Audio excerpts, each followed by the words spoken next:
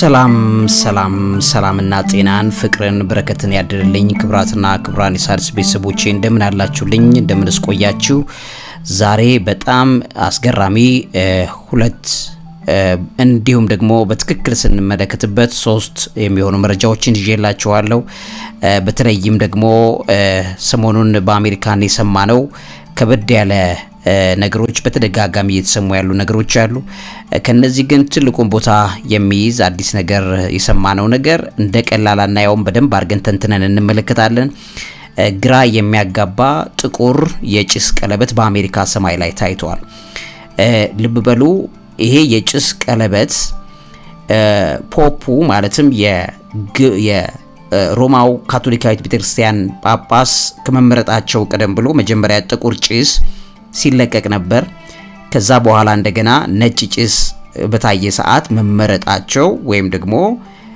ፖፕ ወይም ጳጳስ ተመርጧል የሚለው ይፋ የሆነበት ነው ይሄ ጥቁር ጭስ ወይም የጥቁር ቀለበት ጉዳይ ጥቁር ጭስ በሰማይ ላይ ምን ማለት ነው እንደገና በአሜሪካ ሰማይ ላይ የታየው የዚህ የጥቁር ጭስ ቀለም አንድ በጣም የሚታወቅ የጥቁር ጭስ አምልኮ ይባላል ይሄ የብላክ ስሞክ ወርሺፕ ምንድነው የጥቁር ጭስ አምልኮ ምንድነው እሱም በደንብ አርጌ አሳያችኋለሁ ከዛ ትረዱታላችሁ አሁን በደንብ አርጋችሁ ተረጋግታችሁ በመጽሐፍ ቅዱስ ላይ ያለውን እንደገናም ደግሞ በመሬት ላይ ያለውን በደንብ አርገን እንመለከታለን ማለት ነው ሌላኛው በጣም ጠቃሚው መረጃ ኢትዮጵያ ከግብጽ ቀጥሎ በአፍሪካ ሁለተኛውን ግዙፍ ፎቅ ልታስገነባ ነው እንግዲህ ይሄንን ኦልሞስት ልታስጀምር ነው ማለት ነው ኦልሞስት ፕሮጀክቱ እየተጀመረ ይገኛል ማለት ነው ይሄ ከሆነ ምን ማለት እንደሆነ ግን ተረድተነዋል ወይ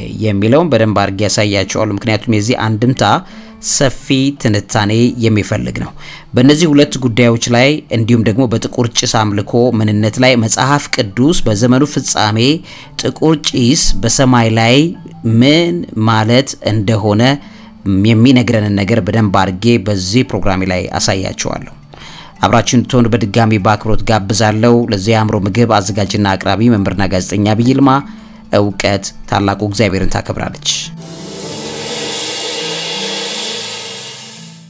እንግዲህ ክብራትና ክብራን ኢሳርስ ቤተሰቦቼ በተደጋጋሚ ሚዲያዎች በግልጽ ያሳዩት እንዳሉ ሚስቴሪየስ ብላክ ነው የሚሉት ኦልሞስት ትንግርታዊ የሆነ ብላክ ስሞክ አፒርስ ኢን ዘ ስካይ በሚል ተቀምጧል ካንሳስ በአሜሪካ ግዛት ውስጥ ማለት ነው ይሄን በተመለከተ እንግዲህ በግልጽ የዚህን ጉዳይ አስተውሎት ኖረን እንድንመለከት ያስፈልገናል ማለት ነው ሁሉም ሚዲያዎች ለዚህ የሚሆነውን ዘገባ በትክክል ሰጥተዋል ይሄ አሁን ስክሪን ላይ የማሳያችሁ የዚህ ስሞክ ወይም የዚህ ጭስ ጉዳይ በግልጽ እንድትረዱት የሚያደርግ ይሆናል ማለት ነው እንግዲህ በሰማይ ላይ እንዲህ እንደምታዩት በግልጽ የምትመለከቱት ጭስ ነው ይሄ ጭስ ጥቁር ቀለበት ሰርቶ የወጣ ጭስ ነው ይሄን በተመለከተ ግራጋቢ ነገር በተደጋጋሚ እየታየና እየተሰማ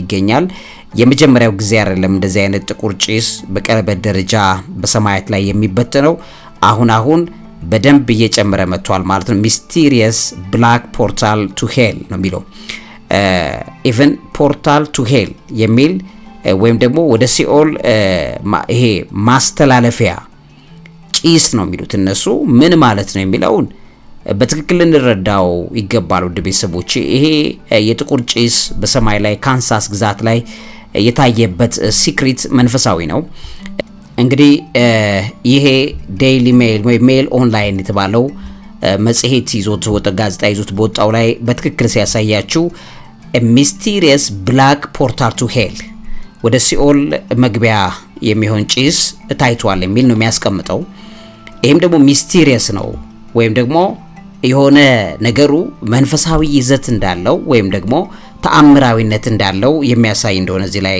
ትመለከታላችሁ ቢዛር ነው ብዙ ጊዜ የሚታይ አይደለም ይሄን በተመለከተ አንድ ሞተር ሳይክሊስት ወይ ሞተር የሚነዳ ፍራንኪ ካምሬን የተባለ እንዲሁም ደግሞ ሌሎችም በተደጋጋሚ የዚህን ምስል ተመልክቶ በሶሻል ሚዲያ ላይ በከፍተኛ ደረጃ በትነውታል ማለት ነው ይሄም በተመለከተ ይሄ thick ወይም ወፍራም ባህሪ ያለው የጭስ ዝርያ ወይም ደግሞ black ring smoke የሚባለው slowly dissipating as Cameron recorded the scene እና ሲኑን የቀዱ ሰዎች በተቀላላ ቀስ በቀስ እየራቀ እየመጣ እንደተመለከቱት በግልጽ ያሳያሉ። ይሄ ሰው ቪዲዮን ሼር ካደረጉት መካከል ይገኛል። ይሄ ጉዳይ ምንድነው ለሚለው በግልጽ ሳይንቲስቶች እየሰጡ ያሉትን ትንታኔ ስታዩ ነው የምትገረሙት። ሳይንቲስቶቹ በግልጽ ያሉት scientists say smoke rings like this are usually man-made ሰው ሰራሽ ናቸው ብሎ አስቀመጠ። ሰው ሰራሽ ነው ምን ማለት ነው? እዚህ ጋር እንደሚያላችሁም mysterious smoke ring in Kansas was likely man-made አሁን ምን ማለት እንደሆነ በትክክል ነግራችኋለሁ። ሰው ሰራሽ ጢስ ነው። ይሄ ጉዳይ እንግዲህ የተፈጥሮ ጢስ አለ ማለት ነው። በሰማያት ላይ እየተጠመጠሙ የሚሄዱ ጭሶች አሉ። እነዚህ ጭሶች ለምሳሌ ከሳተ ገሞራ ከወጡ በኋላ አወጣጣቸውም ተመልክቶ ለምሳሌ ባንድ ቪዲዮ ላይ ባሳያችሁ በጣም ደስ ይለኛል። አሁን በዚህ ቪዲዮ ላይ ተመልከቱት። ኦልሞስት አወጣጡን በተመለከተ ከፍተኛ እሳት ወደ ላይ ይለቀቃል ወይም ጭስ ሊያመጣ የሚችል ይለቀቃል። የጭሱ መሐከለኛው ክፍል ከፍተኛ ግፊት ስለሚኖረው ከጭሱ ዳርና ዳር ውጪ ያሉት አካላት ደግሞ ወደ ውስጥ እየተሽከረከሩ የሚገቡበት ጉዳይ ይፈጸምና ጢሱ እየተሽከረከረ ቀለበት ሰርቶ እንዲሄድ ይደረጋል ማለት ነው። ይሄንን በተፈጥሮ ለምሳሌ በማግማ እሳተ ገሞራ በሚፈነዳበት ሰዓት አንዳንድ የከባቢ አየር ላይ በተመለከተ የሚደረጉ ነገሮች በተቀላላ ይሄንን ኢፌክት ያመጣሉ በተፈጥሮ ማለት ነው። ነገር ግን የዚህ በአሜሪካ ካንሳስ ግዛት እንዲሁም በተለያዩ ቦታዎች ላይም ታይቷል። የዚህ ግን ሰው ሰራሽ ሆን ተብሎ ነው እንግዲህ በአራት ግዛት ወይ በአምስት ግዛት ነው አሜሪካ ውስጥ ይሄን ጉዳይ ለቀቁት። ሆን ተብሎ ፕሮዲዩስ የተደረገ ነው። ሆን ተብሎ የተሰራ ነው። ለምንድነው ይሄ ሆን ተብሎ የተለቀቀው? እየተለቀቁትስ ያሉት ምክንያታቸው ምንድነው? ከዚህ ቀደም ምናልባት አንድ እሳተ ገሞራ እዚህ አውሮፓ ውስጥ ያለ እሳተ ገሞራ ሲፈነዳ ነጭ ጭስ በዚህ መልኩ አሳይቷል። እንግዲህ መርሳት የሌለባችሁ ነገር ውድ ቤተሰቦቼ የካቶሊኩ ፖፕ በተመረጡበት ሰዓት ላይ ጥቁር ጭስ መጀመሪያ ታይቶ ከዛ በኋላ ነጭ ጭስ ሲታይ እሳቸው እንደተመረጡ ይታወቃል። ለምሳሌ በዚህ መረጃ ላይ እንደሚያሳያችሁ black smoke emanating from the Sistine Chapel በወጣበት ሰዓት ላይ በምርጫው ሰዓት ላይ ኒው ፖፕ ወይም አዲሱ ጳጳስ አልተመረጡም የሚል ኮንክሌቭ ያወጣውን በተመለከተ መረጃ መሰረት ተደርጎ ተነግሮ እንደነበር ታስታውሳላችሁ። ከዛ በኋላ ነጭ ዋይት ስሞክ የሚባል ነገር ወጣ። ከዛ በኋላ ተመረጡ የሚለው ነገር አሁን የተመረጡትን ሰው መሰረት ተደርጎ ተነግሯል። ስለዚህ ከዚህ ጥቁር ጭስ ጋር በተያያዘ የሚነገሩ ነገሮች ክሊርሊ ልናውቃቸው ልንረዳቸው ይገባል ማለት ነው። አምልኮቱስ ምንድነው የሚለውን አሳያችኋለሁ። ከዛ አስቀድሜ ግን በመጽሐፍ ቅዱስ ላይ በግልጽ ከዚህ ጋር የተያያዙ ከጭስ ጋር የተያያዘው ነገር ምንድነው መጽሐፍ ቅዱስ የሚለው ዮሐንስ ራእይ ምዕራፍ 15 ከቁጥር 8 ላይ በግልጽ ያስቀምጠዋል። ከእግዚአብሔርም ክብርና ከኃይሉ ጢስ በመቅደሱ ሞላበት ይላል። የኃይሉን ጢስ በመቅደሱ ሞላበት ብሎ የእግዚአብሔር የኃይል ጢስ እንዳለ አሁን እናያለን ማለት ነው። የእግዚአብሔር የክብርና የኃይል ጢስ የሚባል አለ። በመቅደሱ ሞላበት የሰባቱ መላእክት ሰባቱ መቅሰፍት እስኪፈጸሙ ድረስ አንድስ እንኳን ወደ መቅደሱ ይገባ ዘንድ አልቻለም። ስለዚህ ሰባቱ መቅሰፍቶች መለቀቅ አለባቸው። ስለዚህ ማንንም ወደ መቅደሱ መግባት አይችልም። ይሄ የእግዚአብሔር ቁጣ የሚባለው ነው። የእግዚአብሔር ቁጣ በጭስ ይገለጣል ማለት ነው። ሶ ይሄ የእግዚአብሔር ቁጣ በጭስ ሲገለጥ ምን ማለት ነው? አሁን አላሳያችሁ በደንብ ይዩት። በኦሪት ዘጸአትም እንደዚሁ በምዕራፍ 19 ከቁጥር 17 ጀምሮ ሙሴም ሕዝቡን ከእግዚአብሔር ጋር ለማገናኘት ከሰፈራቸው አወጣቸው፣ ከተራራም እግርጌ ቆሙ ይልና ከዛ እግዚአብሔርም በእሳት ስለወረደበት የሲና ተራራ ሁሉ ይጤስ ነበር አለ። ስለዚህ ጭስ ቁጣ ወይም ደግሞ የእግዚአብሔር በእሳት በመውረዱ የተነሳ የሚፈጸም እንደገናም ደግሞ ከእርሱም እንደ እቶን ጢስ ያለ ጢስ ይወጣ ነበር ብሎ እንደ ቶስ ያለ ጢስ እንግዲህ ምን እዚህ ጋር አንድምታ እንዳለው ከቁጣ ከእግዚአብሔር ኃይል ክብር መገለጥ ጋር የሚገናኝም ነገር እንዳለበት ታያላችሁ። የሱን ተቃራኒ ደግሞ አሳያችኋለሁ። ተራራውም ሁሉ እጅግ ይናወጥ ነበር አለ። ይሄንን በተቀመጠ በደንብ ስትመለከቱ ጢስ የእግዚአብሔር የቁጣ ጉዳይ መገለጫውም ጭምር እንደሆነ በደንብ እናያለን ማለት ነው። የዚህን ተቃራኒ ምንድነው አሳያችኋለሁ። በጻፈ ሳሙኤል ካልዕ ላይ በምዕራፍ 22 እንዲሁ ከቁጥር 8 ላይ ከዛ ቀድሞ ያለውን ብታዩት በጨነቀኝ ጊዜ እግዚአብሔርን ጠራሁት፣ ወደ አምላኬም ጮሁ፣ ከመቅደሱም ተራ ቃሌን ሰማኝ፣ ጩኸቴም በፊቱ ወደ ጆሮ ገባ ይልና ምድርም ተንቀጠቀጠች ተናወጠችም፣ የሰማዩ መሰረቶች ተንቀጠቀጡ ተነቃነቁ፣ እግዚአብሔርም ተቆጥቷልና ተንቀጠቀጡ ይልና ከቁጣው ጢስ ወጣ ይላል። ከቁጣው ጢስ ወጣ። ጢስ የእግዚአብሔር የቁጣ መገለጫ እንደሆነ ታያላችሁ ማለት ነው። ከዛ ከአፉም የሚበላ እሳት ነደደ፣ ፍምም ከእርሱ በራ፣ ሰማዮችን ዝቅዝቅ አደረገ፣ ወረደም፣ ጨለማም ከእግሩ በታች ነበር ይልና ያስቀምጣል። ስለዚህ እዚህ ጭስ የእግዚአብሔር ቁጣ እንደሆነ ከቁጣውም ጢስ ወጣ ይላል። ከቁጣው ከእግዚአብሔር ቁጣ ጢስ እንደሚወጣ እዚህ ጋር ያሳየናል። ተመሳሳይ ነገር በትንቢተ ኢሳይያስ ላይም እንመለከታለን። ምዕራፍ 30 ከቁጥር 26 ከዛ ቁጥር 25 ጀምሮ በታላቅም እልቂት ቀን ግንቦች በወደቁ ጊዜ በረጅሙ ተራራ ሁሉ ከፍ ባለው ኮረብታ ሁሉ ላይ ወንዞችና የውሃ ፈሳሾች ይሆናሉ አለ። የታላቁ እልቂት የሚለው እንግዲህ አሁን ያለውን እንደሆነ ታያላችሁ።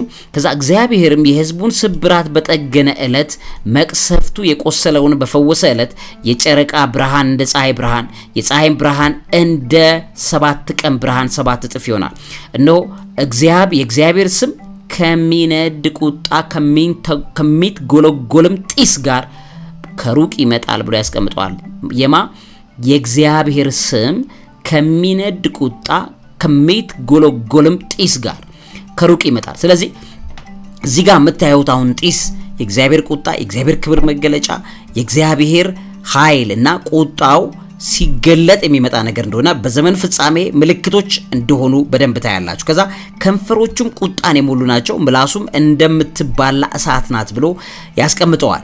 እና ይሄንን በተመለከተ ስትመለከቱ ጢስ በመጽሐፍ ቅዱስ ላይ በግልጽ የተቀመጠው የእግዚአብሔር የቁጣው ኃይል የእግዚአብሔር ንዳድ የሚገለጥበት አንዳች ነገር ሊሆን እንደሚችል ማሳያ እንደሆነ ታያላችሁ ማለት ነው። ይሄ በተፈጥሮ በዚህ ደረጃ ላይ ሲመጣ እግዚአብሔር ይሄንን ነገር እንደሚያሳየን በግልጽ ታያላችሁ። ታዲያ ምንድነው የሆነው ስትሉ ይሄንን በተቃራኒ በመውሰድ እንግዲህ እርኩሳን ዓለማት እንደምታውቁት የሚያደርጉት ነገር በተቀላላ የእግዚአብሔርን ጉዳይ መኮረጅ ነው። ከዛ አንፃር አምልኮት ይሰራሉ። የሚገርማችሁ ማለት ነው አምልኮት ያደርጋሉ።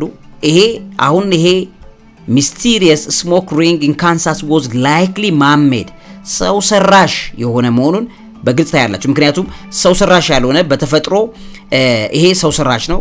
በተፈጥሮ ደግሞ ለምሳሌ ከዚህ ቀደም በአንድ ማውንት ኢትና በጣሊያን ውስጥ በኤፕሪል 5 2024 ላይ ይሄ የምታዩው ጢስ በዚህ መልኩ ተግተልትሎ ወጥቷል። የሚትጎለጎል ጢስ ሆኖ ወጥቷል። ይሄ የሚትጎለጎል ጢስ የእግዚአብሔር ክብር ቁጣው በዘመኑ ፍጻሜ ላይ ማስጠንቀቂያው የሚሰማበት እንደሆነ ታያላችሁ።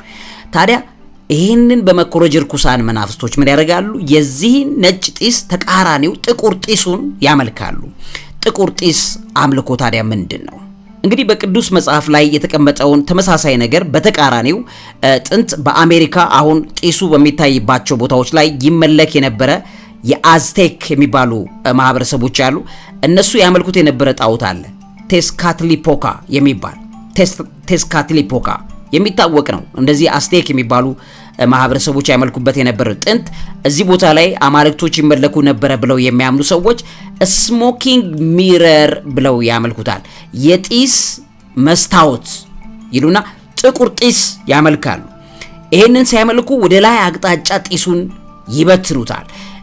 ይሄ እንግዲህ ስሞኪንግ ሚረር የሚሉት is a god ጣዖት ነው associated with black smoke ከጥቁር ጭስ ጋር ተያይዞ የሚነገር ነው። and the north የሰሜኑና የጥቁር ጭስ አምልኮ በሚል ያመልኩት የነበረ ነው።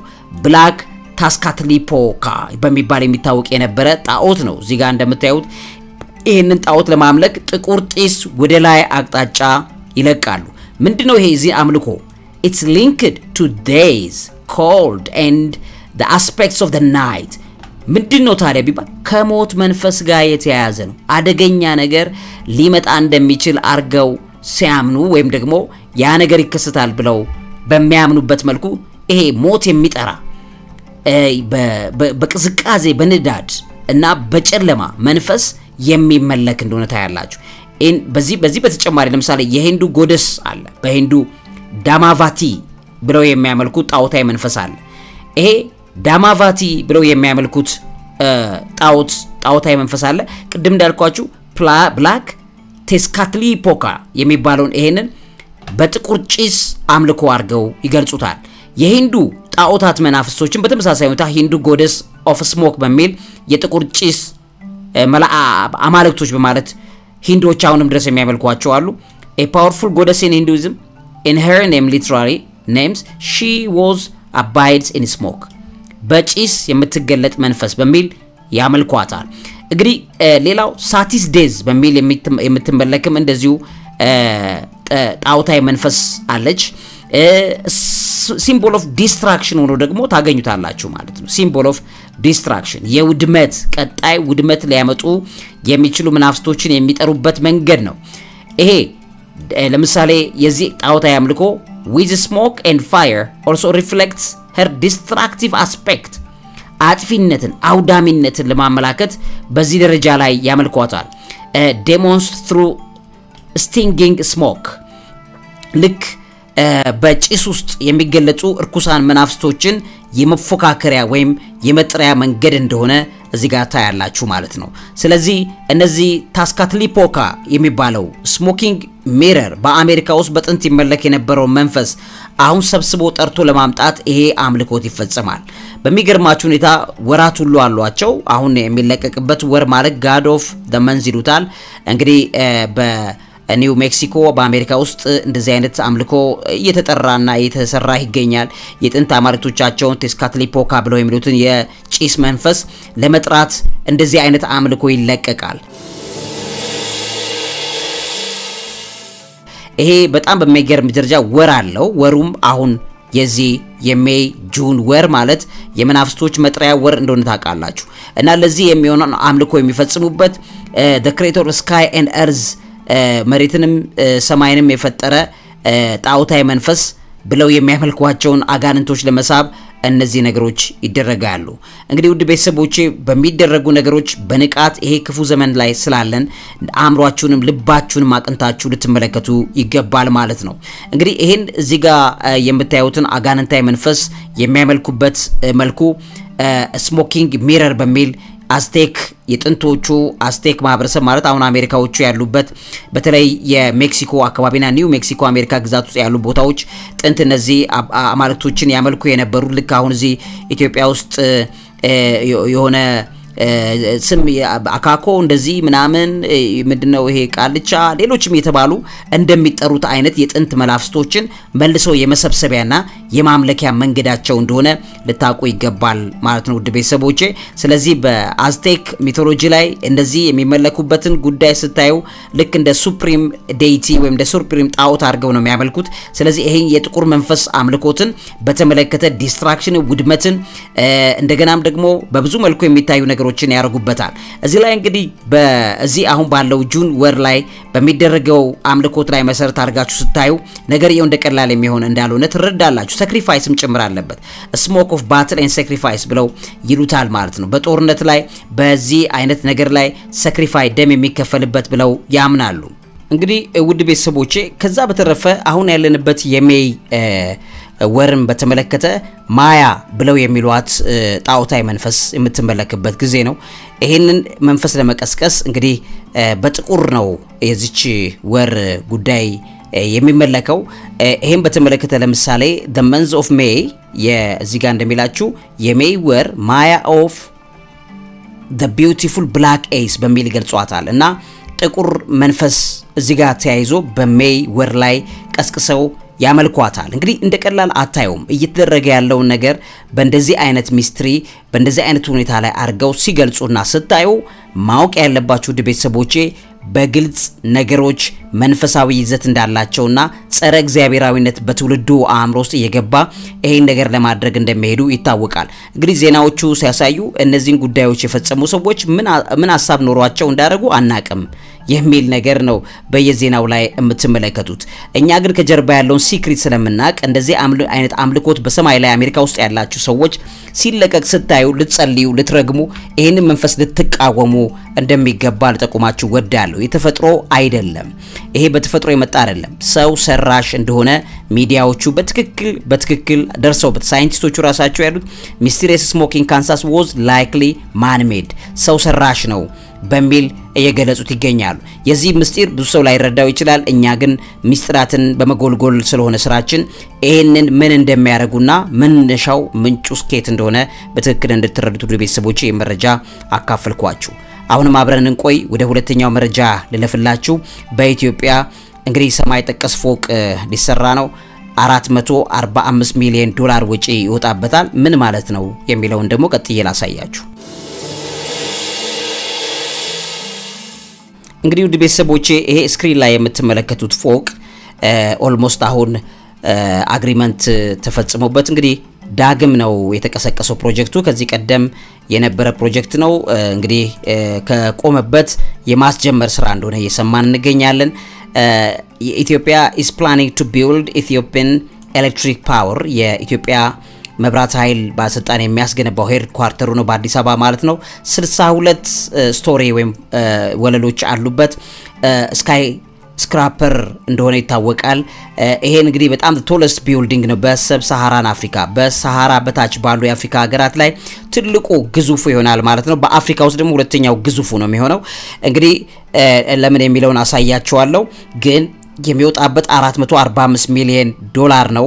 እንግዲህ ይሄን ብታሰሉት ወደ ብር ስንት ሊሆን ይችላል? ሲያሁን ዛሬ ባለው ዝም ብላችሁ ብታሰሉት ምናልባትም ከ60 ቢሊዮን ብር በላይ ሊሆን ይችላል። ግን ሲሰሩትና ከታች ኮሜንት ላይ ጻፉልኝ። ስለዚህ ይሄን ፕሮጀክት በተመለከተ በሜክሲኮ እንደሚገኝና እንደሚሰራና ይሄ በተለይ 197,000 ስኩዌር ሜትር ስፋት የሚሸፍን በጣም ግዙፍ ፎቅ ነው የሚሰራው። ስለዚህ ቁመቱን በተመለከተ 327.5 ሜትር ርዝመት ያለው ነው። እንደምታውቁት በዓለማችን ግዙፍ የሚባለው ቢልዲንግ የሚሰራው ወይም ደግሞ ያለው በዓለም ላይ ማለት ነው ግዙፉ ያለው ምን ያህል እንደሆነ በትክክል ታውቃላችሁ? ይሄ ቡርጅ ካሊፋ የሚባለው ቢልዲንግ እንደምታውቁት 828 ሜትር ርዝመት ያለው ነው። በጣም ግዙፍ ነው። ኦልሞስት ደመና ውስጥ የገባ አይነት እንደሆነ ታውቃላችሁ። ሌሎችም ከዚህ ጋር ተያይዞ በካላላምፑር ያለ በሻንጋይ ያለ ፎቅ ሜትራቸውም ታዩ 601 ሜትር ያለው በመካ መዲና the clock tower የሚባለው በሸንጋን እንደዚሁ በቻይና ውስጥ ያለ ሌላ 599 ያክል ሜትር ርዝመት ያለው እንደሆነ ታያላችሁ። ሌሎች 492 ሜትር እንዲሁም በቻይና ሻንጋይ ውስጥ ያለ ረጅም ፎቅ ታያላችሁ። በጣም ረጃጅም ፎቆች አሉ 400 ሜትር ውስጥ ያሉ ማለት ነው። እነዚህ 400 ሜትር ውስጥ ያሉ ፎቆች ዓለም ላይ በጣም ትልቁን ቦታ የሚይዙ ነው። ይሄ እንግዲህ 300 ሜትር ውስጥ ያለ ፎቅ ነው ኢትዮጵያ ውስጥ ያለው።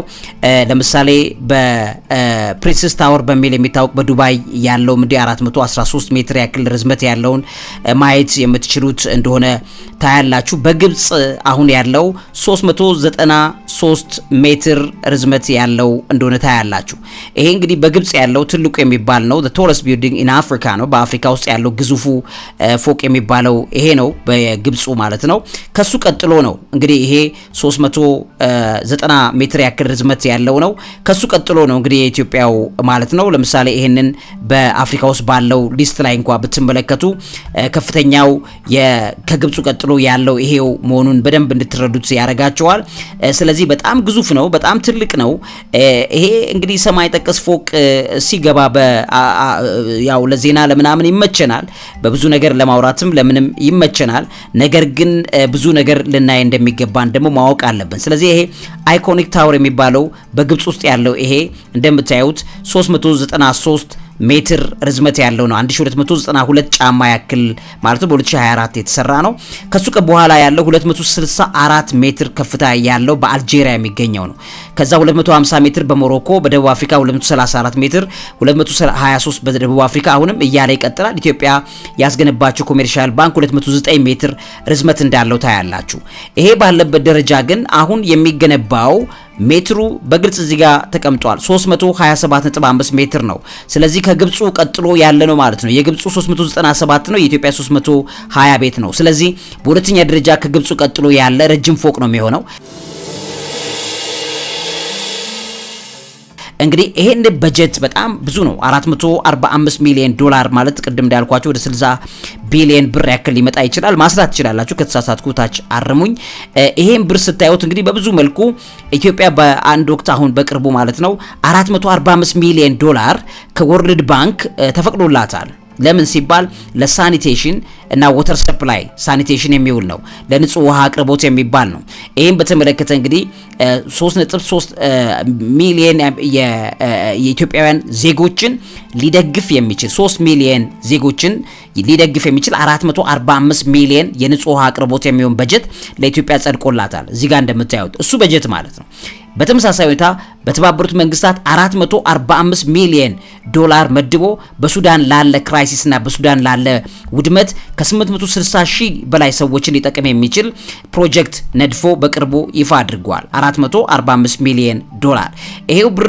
በአንጎላ በጣም ብዙ ፕሮጀክቶች ይሰሩበታል 445 ሚሊዮን ዶላር 21 ሎጂስቲክ ሀብስ ወይም የሎጂስቲክ ማቅረቢያ ቦታዎች የተገነቡበት ብር ነው 445 ሚሊዮን ዶላር ማለት ነው ከዛ ውጪ ለሱዳን ሪፊውጂ ቅድም እንዳልኳችሁ 445 ሚሊዮን ዶላር እንደዚሁ የተሰጠ እንዳለ ታያላችሁ እሱ ብቻ አይደለም ይሄን እንኳን ብታዩት የኢትዮጵያ ያው ብሩ ምናልባትም ኢትዮጵያ በአመት ከምትልከው ወርቅ ከምታገኘው ገንዘብ አንፃር ሲታይ በጣም ትንሽ ሊሆን ይችላል ለምሳሌ በ2024 አሁን ባለው በ2025 24 25 ፊስካል ይር ላይ ብቻ ኢትዮጵያ ከወርቅ ንግድ ወይም ወርቅ ልካ 1.3 ቢሊዮን ዶላር ያክል ገንዘብ አግኝታለች 1.3 ቢሊዮን ዶላር ማለት ነው በጣም ብዙ ብር ነው ይሄ ማለት ይሄ ፎቅ የሚሰራበት 3 እጥፍ እንደማለት ነው 3 እጥፍ ገንዘብ ተገኝቷል የዚህን 1/3ኛውን ለፎቁ መስሪያ ማዋል እንደሆነ ይታወቃል ልክ ነው እሱ ብቻ አይደለም ግን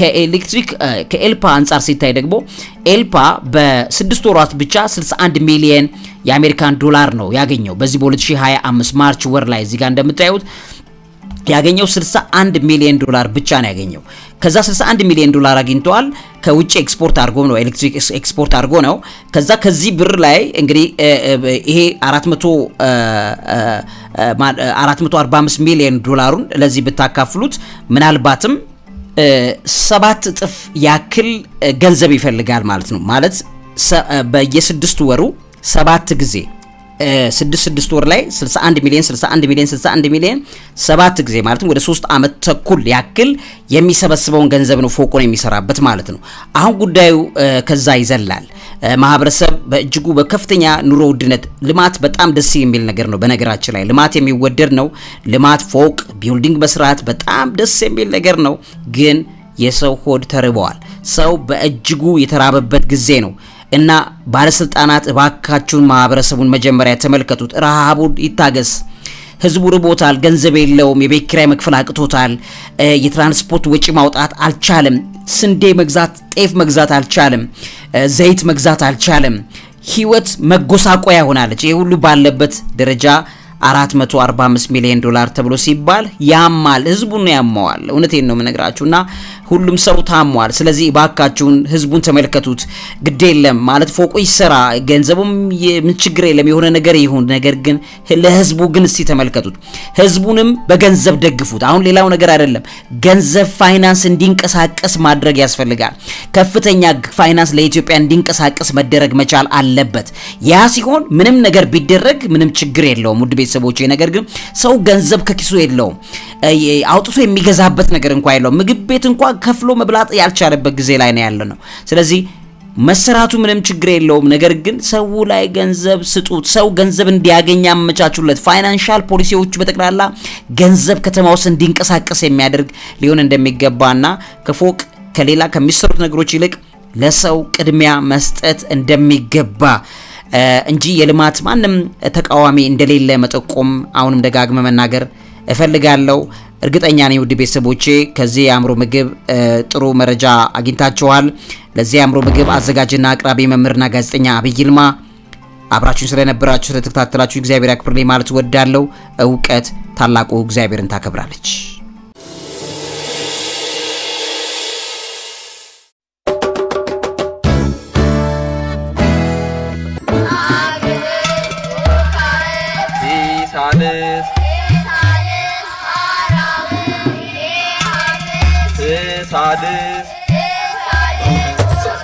በአብይ ይልማ ሚዲያ ተዘጋጅቶ ይቀርብልዎታል። ሳድስ